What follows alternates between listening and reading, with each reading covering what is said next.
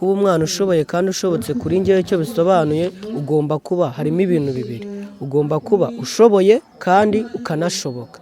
Aba banyeshuri bo mu rwunge rw'amashuri rwa Bushonyi mu murenge wa Nyarugenge akarere ka Bugesera bavuga ko bamaze gucengerwa n'inyigisho z'amahoro bahabwa n'umuryango AJECL, bakavuga ko batari bisobanukiwe mbere ariko ubu ngubu ngo byamaze guhinduka, ari nako bivugira ko basobanukiwe n'icyerekezo cyabo naho bagana, kuko bavuga ko mbere bari mu macuri none ubu bamaze kuba abana bashoboye kandi bashobotse, ku buryo n'ibibazo bahura nabyo babasha kubishakira ibisubizo kugira ngo baheranwe nabyo, igifatwa nko kwihanduza amahwa yo mu buzima bakaba ari nako bahwiturira bagenzi babo kwirema aho kwiremaza. Igihe uhuye n'ikibazo weho umuti w'ikibazo ntabwo ari ugukomeza ngo wumve ko uzakigumamo paka, ahubwo no gushakisha ukuntu wakikuramo kugira ngo uve muri wa mucuri wari urimo ujye mu magariki.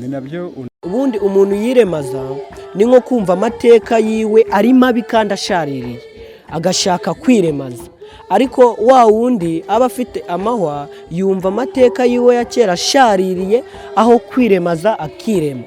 Bishatse kuvuga ngo nuhura n'ikibazo ni wiremaze ahubwo ushaka igisubizo cy'icyo kibazo, nawe bangamiye binyure mu buryo Imana izi binasohoka mu buryo Imana izi. Uhuye n'ikibazo si ngombwa ngo wumve ko ubuzima bwe burangiye, ko birangiye ejo hawe heza harangiye nyine birangiriye aho ngaho. Oya, ntabwo ari uko nguko bimeze.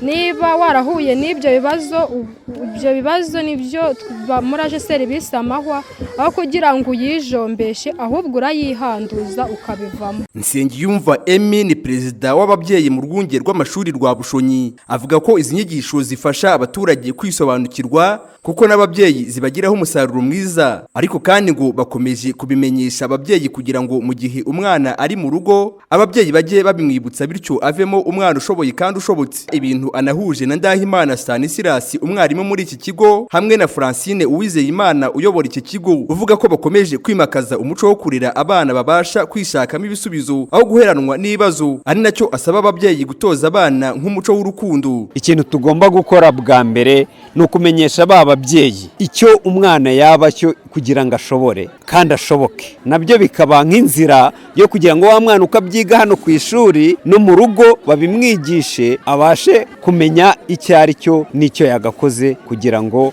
agira icyo ageraho. Kugira ngo abe umwana ushoboye kandi ushobotse, icya mbere agomba guhabwa ubumenyi bwo ku ishuri ndetse agahabwa n'ubumenyi bwo muri rusange busanzwe hanze ahangaha, kuko ubumenyi bwo mu ishuri gusa budafite n'ubumenyi bwo hanze ntacyo bwaba bumaze. Niyo mpamvu tugomba kubaka umwana ufite ubumenyi kandi ushobotse kugira ngo no muri sosiyete yo hanze abashe kuba neza n'abageni. Icyo dukora ni inyigisho za buri munsi, dufite abarimu baba hafi buri gihe, noneho hakabaho n'abarimu bandi batahuguye izo nyigisho ariko babafasha amasomo kuyiga neza, kuko umwana afite inyabupfura aniga neza akabasha gutsinda. Kwisobanukirwa n'uwuriwe ni kimwe mu bituma umwana aba umwana ushoboye kandi ushobotse, kuko aribyo bituma amenya icyo agomba gukora kugira ngo isi irusheho kuba nziza. Kwibatoza bakiri bato bikaba aribyo bizatuma babikurana bakazaba abaturage bashoboye kandi bashobotse, nk'uko bigarukwaho na Padiri yakaremye Theogene usanzwe akorera ubutumwa muri paruwasi ya Ruhuha, akaba ari nawe washinze umuryango wa AJECL uharanira amahoro. Umwana uzakurana uwo mutima rero